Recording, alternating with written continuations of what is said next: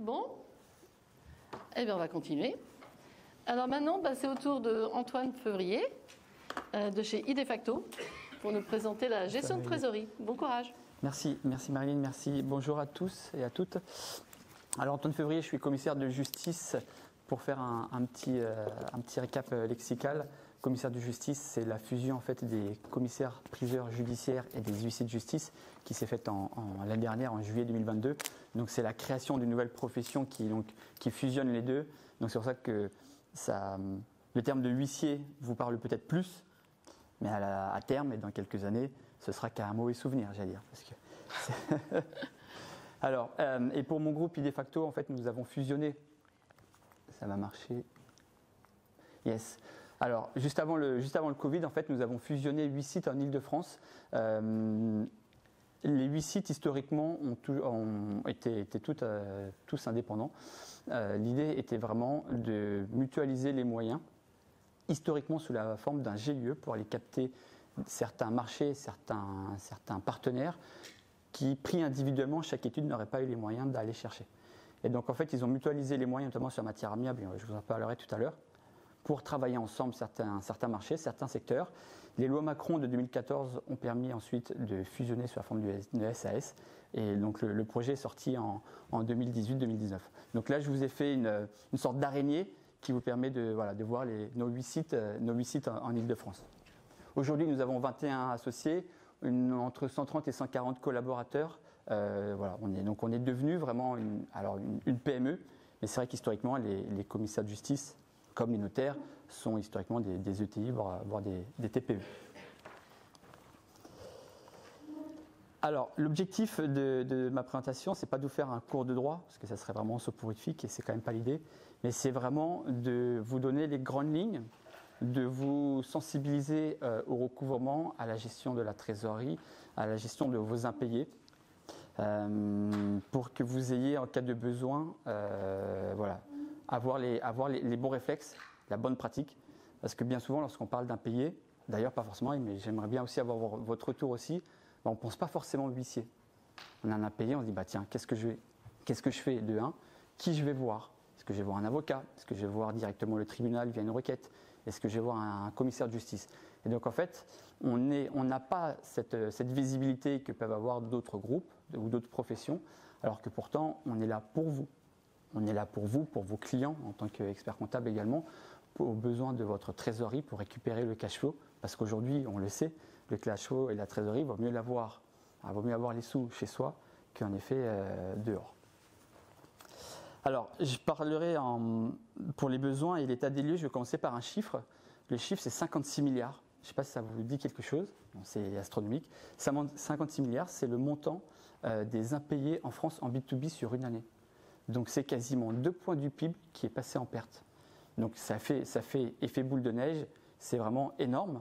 Et donc, si aujourd'hui les commissaires de justice avaient 56 milliards à aller chercher, du boulot il y en aurait pour tout le monde, mais surtout, c'est que les boîtes, que vous soyez une ETI, une TPE ou même un grand groupe de distribution, en fait, chacun irait mieux et donc c'est l'économie d'une manière générale qui irait mieux. Il faut savoir aussi que tout entrepreneur, quelle que soit sa taille, encore une fois, de par son existence, a toujours été confronté à un impayé. Que vous soyez en tant que débiteur ou en tant que créancier, vous serez toujours un jour ou l'autre, quelle que soit votre taille, confronté à un impayé. Et donc c'est pour ça que l'idée c'est de vous donner encore une fois les grandes lignes. Les indicateurs aujourd'hui, qu'ils soient macro ou même microéconomiques, sont plutôt anxiogènes. Les crises à répétition, entre le Covid certes, les PGE où maintenant il va falloir lâcher en effet les prêts qui ont été pris, les différentes crises énergétiques, de matériaux, de matières premières, et je ne vous parle pas de géopolitique parce que ce n'est pas l'objet aujourd'hui, viennent complexifier la maîtrise du risque client. Pourtant aujourd'hui, il existe toute une galaxie de services mis à disposition des chefs d'entreprise.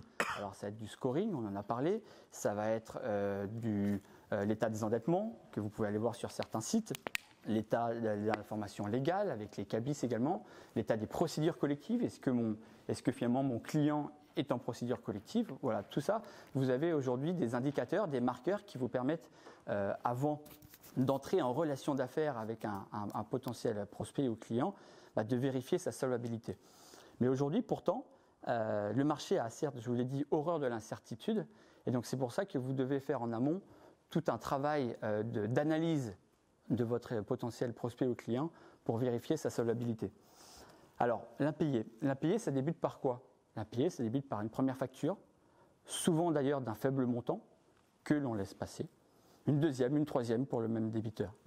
Et en fait, après, ça fait effet boule de neige. Et lorsqu'on se réveille, pour dire, tiens, je vais peut-être relancer là parce que je suis à quelques milliers d'euros d'impayé, eh ben, on peut avoir aussi la désagréable surprise de se rendre compte que notre propre client est lui-même en difficulté à cause de ses fournisseurs. Donc il y a cet effet boule de neige. On n'oublie pas les 56 milliards dont je vous ai parlé.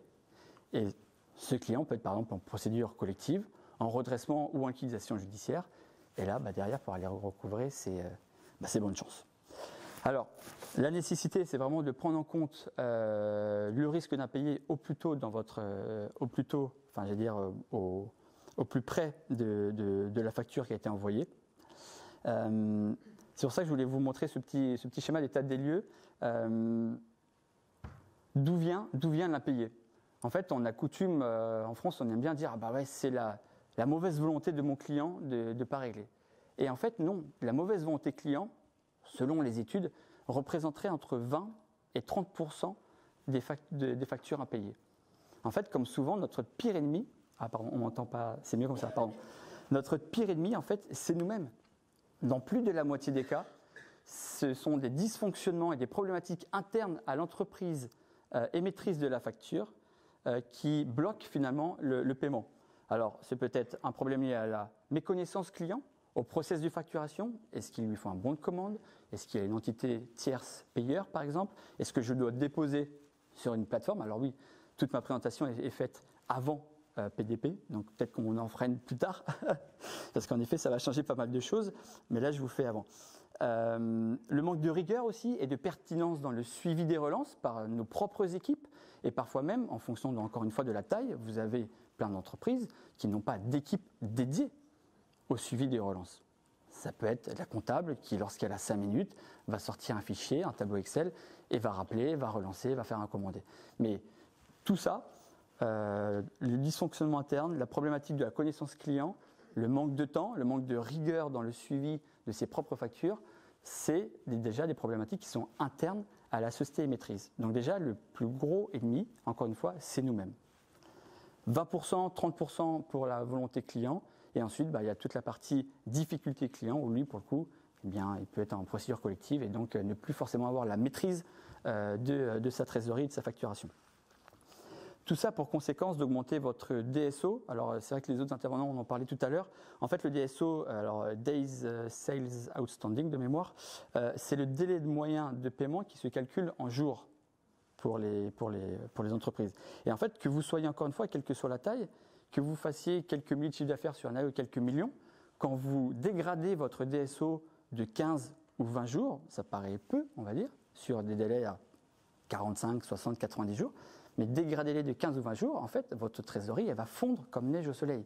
Et c'est vrai que beaucoup de boîtes l'ont vu pendant la période Covid, parce que pendant ce temps-là, eh bien, vous devez payer vos charges fixes, vos charges variables, reverser la TVA, tout ce qui sort. Et pendant ce temps-là, l'argent n'est pas rentré. Donc 15-20 jours, ça peut paraître pas grand-chose, mais en fait, c'est énorme. Et quelle que soit votre taille, alors certes, pas les grands comptes, mais quelle que soit votre taille TPE et PME, c'est très important. D'où la nécessité, encore une fois, de reprendre le problème à bras-le-corps le plus vite possible.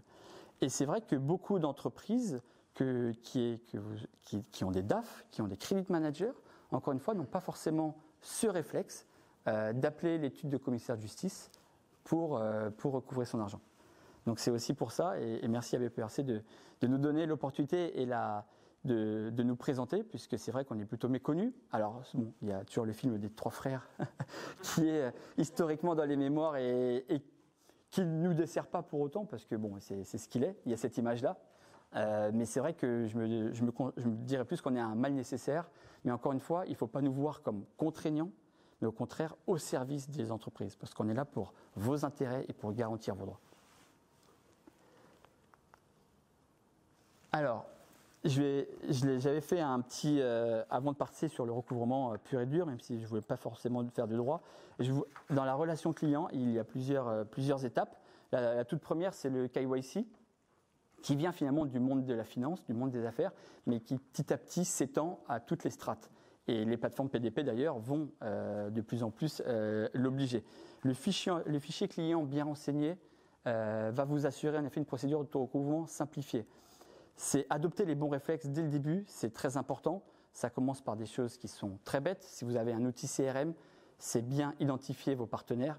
Donc alors, je vais passer les détails, mais le numéro de RCS, le nom, prénom, l'adresse, le siège social, les mails, les téléphones. Et ensuite, avec votre outil logiciel métier ou votre CRM, actualiser régulièrement ces données.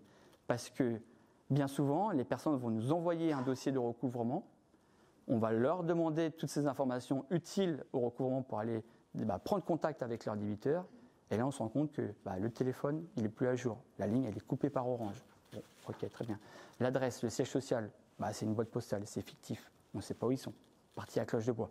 Et donc, en fait, toutes ces informations-là qui peuvent paraître complètement anodines pour le commun des mortels, sont très importantes pour nous en matière de recouvrement. Donc, c'est pour ça que poursuivre votre connaissance client, même avant la vie des affaires, mais pendant la durée du contrat, et mettre à jour, c'est très important. Je sais que les journées ne font que 24 heures, je sais que les agendas sont chargés, mais voilà, le recouvrement, ce que je vais vous montrer, la bonne pratique et adopter les bons gestes, c'est dès le départ de la relation d'affaires, c'est connaître son client. Et la procédure KYC le permet amplement. Ensuite, j'avais fait un petit slide sur les mentions légales de la facturation. Mais comme tu en as parlé, je vais y passer. Je confirme en effet que moi j'avais 15 € par mention inexacte. Donc c'est vrai que ça peut aller très vite. Ça serait dommage de non seulement avoir une créance contre une entreprise, mais en plus se faire taper sur le doigt par des amendes fiscales au seul motif qu'on n'a pas respecté certaines règles de mention légale. Donc c'est vrai que là, je vous renvoie vers vos experts comptables qui seront plus à même que moi pour ça. Mais voilà, je voulais vraiment, ça fait partie de la bonne pratique, c'est essentiel. KYC, mention légale sur la facturation, déjà, vous cadrez le sujet et j'allais dire, vous donnez éventuellement peut-être moins d'os à ronger à un éventuel contestataire. Autre chose également importante, les délais de prescription. Alors ça rentre un peu plus dans les termes juridiques, mais c'était important. Le délai de prescription, c'est le délai prévu par la loi pendant lequel la justice peut être saisie. Donc une fois passé ce délai, finalement, vous ne pourrez plus demander au tribunal de titre exécutoire pour le paiement d'un impayé. Alors, je vous ai mis un tableau récapitulatif, mais en B2B, entre professionnels, le délai est de 5 ans. Il est réduit à 2 ans en B2C. Donc après, en fonction des secteurs d'activité, voilà, si c'est des charges de copropriété, si c'est des crédits, si c'est de l'eau, l'électricité, fournisseurs d'énergie, c'est différent, mais les grandes lignes en B2B, oui, 5 ans. J'ai une question par rapport à ces délais de prescription, justement. Le délai de prescription, moi j'avais en mémoire qu'il courait à partir du moment où aucune relation sous forme de courrier ou de recommandé n'avait été faite entre le débiteur. Alors, oui. Alors, la jurisprudence sur le point de départ de la prescription, il fait débat. Vous avez 2 écoles. Vous avez l'école qui est la date d'exigibilité, donc c'est peut être par exemple 30 jours après son émission, mais vous avez certains qui vont dire, non, c'est la date d'envoi. Donc c'est la date de sortie. Donc aujourd'hui, pour se sécuriser, pour être large, il vaut mieux prendre la date la plus ancienne, comme ça on est sûr de rien oublier. Le courrier de relance, n'est pas interruptif de la prescription, non. Il y a certains cas, certains cas d'interruptif de prescription. Je peux rentrer dans le détail si vous voulez, mais on rentre dans des cours de droit. Alors, on peut tenter de recouvrer une créance prescrite, mais toujours de façon amiable. On ne pourra pas le faire de manière judiciaire. Et même en amiable, on en parlait tout à l'heure, certaines structures de recouvrement commercial se sont fait taper sur le doigt pour des pratiques abusives. Donc en fait, c'est possible de le faire, tenter de recouvrir une créance prescrite, mais avec un discours qui ne doit pas être menaçant vers une procédure judiciaire, puisque de toute façon, on ne pourra plus aller vers le judiciaire. Donc, ça sera plus sous une forme de négociation, de remise autour de la table, plutôt qu'une réelle contrainte. Voilà pour les préalables au recouvrement. Alors, dans les solutions de recouvrement, il y en a deux principales. Le recouvrement amiable, ce qu'on appelle souvent le précontentieux, que finalement, naturellement, vous faites tous ou toutes au quotidien, c'est-à-dire faire la première relance, envoyer un recommandé, envoyer une mise en demeure, c'est du recouvrement amiable. Il n'y a pas de titre exécutoire, vous n'avez pas déposé de dossier au tribunal, c'est du recouvrement amiable. Le recouvrement amiable aujourd'hui en France, il est moins réglementé que le judiciaire, puisqu'il y a plus de différents acteurs sur le marché. Les commissaires de justice n'ont pas le monopole du recouvrement amiable, à la différence du recouvrement forcé, puisque les procédures judiciaires sont transmises donc à un officier public ministériel. Ce qui permet donc d'adapter les process en fonction de la clientèle qui vient nous voir, en fonction aussi du degré d'intensité ils souhaitent émettre leur recouvrement. Il y a une compétence nationale, je parle pour les commissaires de justice et pas pour les sociétés de recouvrement, mais pour les commissaires de justice, il y a une compétence nationale, c'est-à-dire que par exemple nous, en Ile-de-France, de facto, nous pouvons très bien recouvrer en amiable sur tout le territoire français et même dans les DROM, dans les départements outre-mer. Donc c'est vraiment compétence nationale, alors que sur le judiciaire, la différence c'est qu'on est territorialisé. Je ne pourrais pas faire une exécution, par exemple, contre une société à Marseille, puisque je ne suis pas sur le ressort des Bouches-du-Rhône. Voilà. Tarification négociée. Alors souvent, en recouvrement amiable, c'est les commissaires de justice ou même les autres travaillent au success fees. Donc c'est pour ça que c'est très intéressant et c'est pour ça qu'à chaque fois on dit mais utilisez-nous parce qu'en amiable, si je ne recouvre pas votre créance, ça vous a coûté 0. On travaille vraiment au success fees. Donc l'idée, c'est de dire si vous avez des créances, confiez-les-nous au moins déjà en amiable, externalisez votre poste client parce que comment dire ? Ah oui, petit disclaimer ici aussi, ce que je voulais vous dire, c'est que le recouvrement n'est pas une science exacte. Jamais j'irai vous garantir que vous m'avez passé une facture, un impayé, jamais je vous garantirai que j'irai réussir à recouvrer 100%.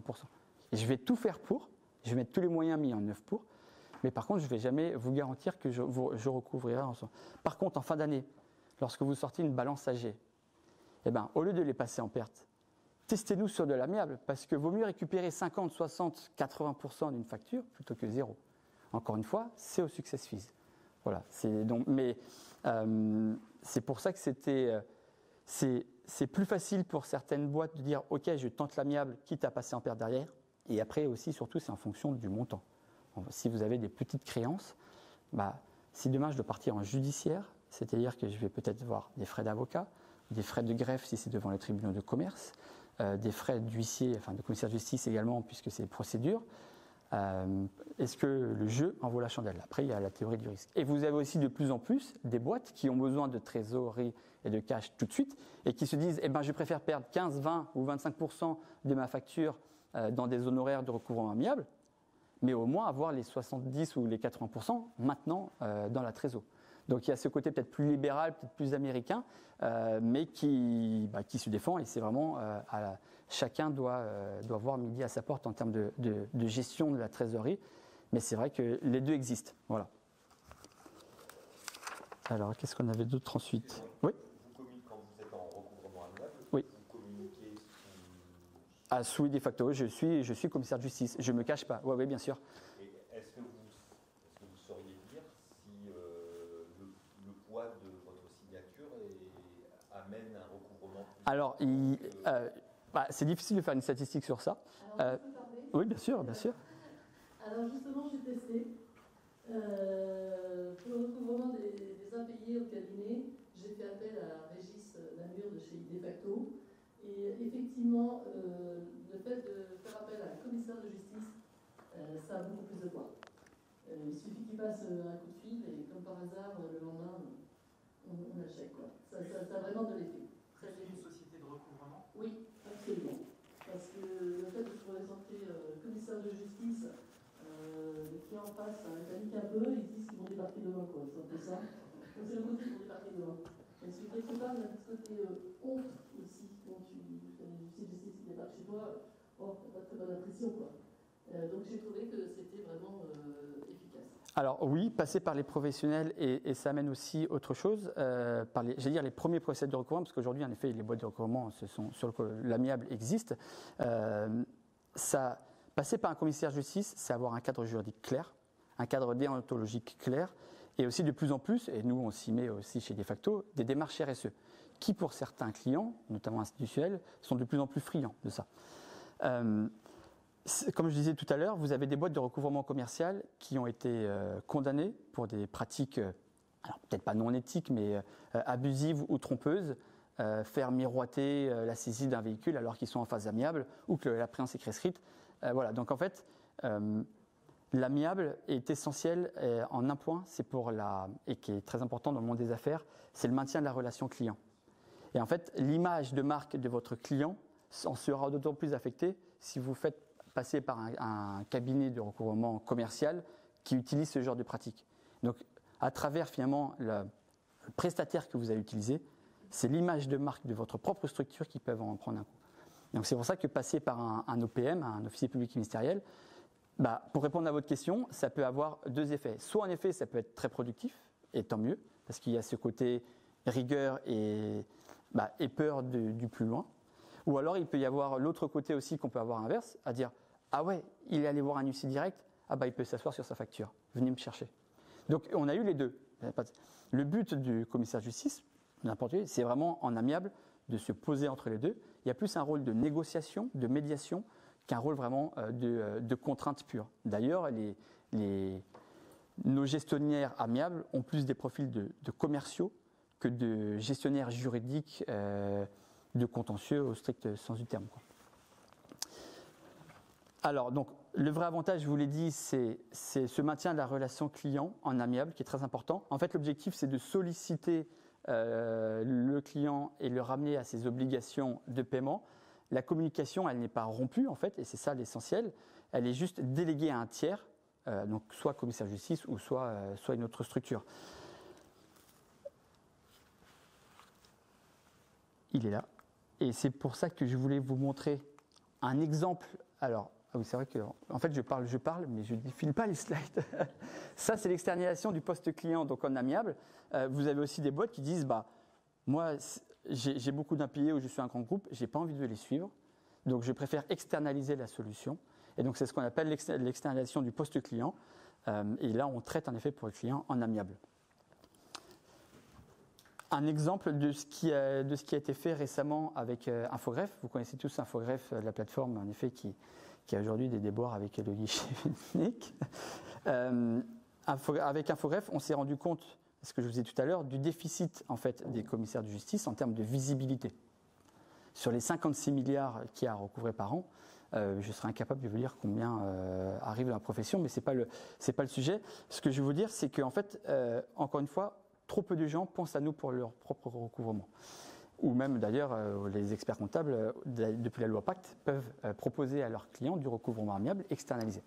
C'est pour ça qu'il y a aussi des partenariats à travailler sur le sujet. L'idée, c'était de proposer en fait une plateforme digitale, 100% digitale, accessible à tout moment. Donc, c'est-à-dire que le chef d'entreprise, il n'a plus besoin de prendre rendez-vous à l'étude pour rencontrer un commissaire de justice ou un gestionnaire. S'il veut déposer sa facture sur la plateforme à 23h, il peut. L'idée, c'est d'avoir un process fluide, fiable, avec bien sûr toutes les règles élémentaires de KYC, etc. Le but est Infogreffe. Infogreffe, c'est aussi donc au niveau des entreprises. Donc on l'a fait on a créé ce partenariat avec eux pour surtout du B2B.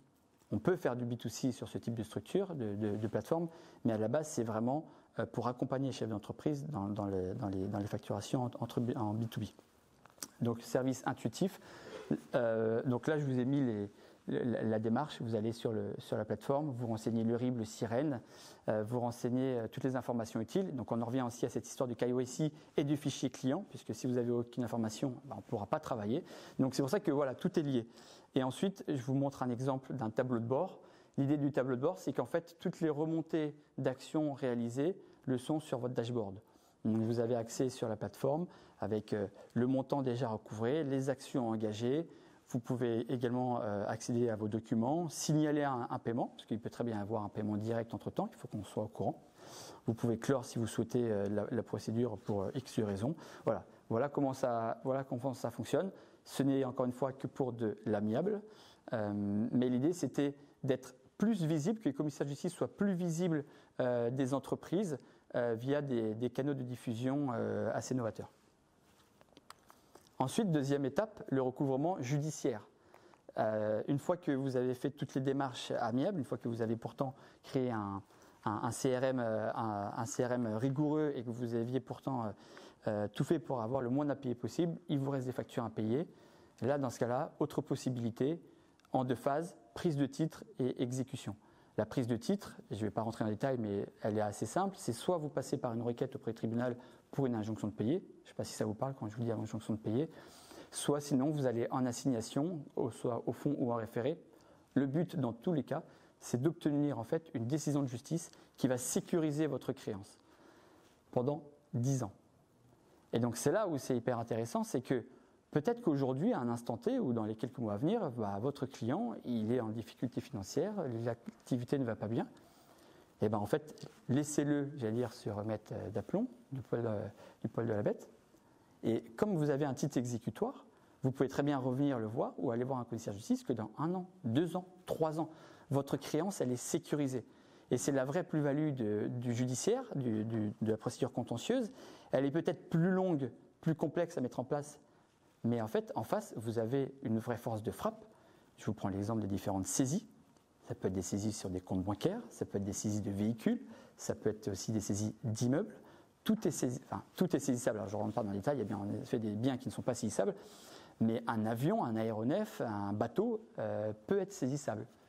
Un chien qui a de la valeur, un chien de race, peut être saisissable. Voilà. Donc, après, vous avez à votre arc, j'allais dire, tout un panel de saisies et de possibilités pour recouvrer votre créance. Mais le but, pour ça, c'est d'obtenir un titre exécutoire. Donc, c'est soit par une requête, soit par une assignation. Je ne rentre pas dans le détail, après il y a avocat, pas avocat, etc. Mais retenez bien ça, c'est titre exécutoire valable pendant 10 ans. Et 10 ans, en fait, c'est long. Donc c'est pour ça que c'est intéressant, en fonction du montant de la créance, d'aller derrière vers le judiciaire. Bien sûr. Quand un client reçoit des notifications d'huissier ou des visites d'huissier régulières, c'est parce que le prestataire, le débiteur relance l'huissier, ou vous avez, vous, dans votre procédure, un séquencement de... Alors, on a bien sûr un séquencement, et en fonction en fait, du mandat que va nous donner le client. Vous avez des personnes qui nous disent, vous avez carte blanche pour récupérer les sous, donc vous mettez tout en œuvre. Vous avez des clients qui nous disent, là, vu le montant de la créance, qui n'est pas non plus excessif, je vous demande de faire 1 ou 2 procédures. Puisqu'en effet, alors sur le judiciaire, alors oui, c'est ça que je voulais vous dire aussi, à l'amiable, sur le recouvrement amiable, les frais sont à votre charge. Donc c'est à la double peine. Non seulement vous avez une créance qui vous est due, mais en plus c'est à votre charge les honoraires de recouvrement de success fees. Par contre, sur le judiciaire, une fois que vous avez un titre exécutoire, que vous allez voir un commissaire de justice, il va vous demander une provision pour travailler, mais cette provision, en fait, c'est une avance. C'est-à-dire que si le débiteur est solvable, si on arrive à saisir ses comptes bancaires, en fait, les frais avancés sont intégrés dans son décompte. Donc, il y aura le principal dû, le capital, avec éventuellement des intérêts en fonction de la décision de justice, et vous aurez les différents frais de justice et de commissaire de justice qui seront intégrés à son décompte. Petit point quand même, si le débiteur est insolvable et qu'on recouvre 0, par contre, ça restera à votre charge. Donc encore une fois, c'est pour ça qu'il faut avoir ce jeu de est-ce que le jeu en vaut la chandelle? Mais pour répondre à votre question, il y a les deux. Soit il nous demande de faire 1 ou 2 procédures parce que le montant n'est pas mirobolant et donc il ne veut pas engager beaucoup de frais, sous peine de devoir finalement les prendre à sa propre charge. Ou alors, en effet, le montant est plus élevé, disant là, vous avez carte blanche parce qu'en effet, il y a 50 000, 100 000, 200 000 euros à aller chercher. Je vous ai mis une cinétique pour que vous ayez un schéma d'une procédure d'injonction de payer. Alors, la procédure d'injonction de payer, c'est une demande qui a été créée il y a quelques temps maintenant et qui, en fait, permet de simplifier l'accès au titre exécutoire par rapport à l'assignation. une assignation, c'est-à-dire que vous êtes convoqué en audience au tribunal. Donc, vu les délais aujourd'hui des tribunaux surchargés, ça peut être dans quelques mois. Donc, c'est-à-dire que pendant ce temps-là, la créance, vous ne l'avez toujours pas dans vos comptes. Le but de la procédure d'injonction de piller, c'était tout en étant dans le judiciaire, parce que là, l'injonction de piller, ce n'est pas de déjudiciariser la procédure, mais c'est tout en étant dans la procédure judiciaire de raccourcir les délais. La requête est déposée au tribunal, le magistrat va rendre, non pas en audience, mais depuis son bureau, sur des éléments qui auront été fournis par votre entreprise, sur des pièces comptables ou autres de devis ou de factures acquittées, enfin pas acquittées, pardon, mais factures validées par le client mais pourtant non réglées, il va prendre une décision. Là, je vous ai fait le schéma sans contestation pour être plus simple. Donc, c'est pour vous montrer qu'en fait, dans une procédure judiciaire et contentieuse, tout est timé. C'est peut-être plus long à obtenir, mais par contre, encore une fois, c'est pendant 10 ans. Donc, c'est plus long à obtenir, mais derrière, vous avez 10 ans devant vous. Et encore une fois, votre débiteur peut être insolvable pendant 1 an, 2 ans, et peut-être que demain, il ira très bien. Et vous irez le voir demain. Ouais. Donc, c'est pour ça que c'est intéressant en fonction du montant de la créance, de la sauvegarder par une décision de justice. Juste une petite précision, la procédure d'injonction de payer est une procédure non contradictoire. Exactement. Donc le débiteur n'est pas présent, il n'est pas informé. C'est quand on lui signifie l'ordonnance d'injonction de payer qu'il a un délai pour faire opposition. Et si beaucoup d'entreprises qui loupent ce délai, et donc ils ne peuvent plus contester. Exactement. Ils ne peuvent plus renvoyer en fait l'affaire au fond. Et donc, ils ne peuvent plus remettre du contradictoire dans le débat, parce que c'est quand même un des principes fondamentaux de la justice en France, c'est d'avoir le débat contradictoire. Voilà pour les grandes lignes. Si vous avez aussi d'autres questions, alors oui, c'était le dernier slide, je suis à votre disposition, mais retenez bien, l'idée c'est de vous présenter les grandes lignes, que vous soyez sensibilisés dès la relation d'affaires, en structurant bien votre dossier prospect clientèle, et ensuite, qui je vais voir pour du recouvrement, les différentes phases, amiables, judiciaires, en fonction du montant de la créance. Voilà, merci.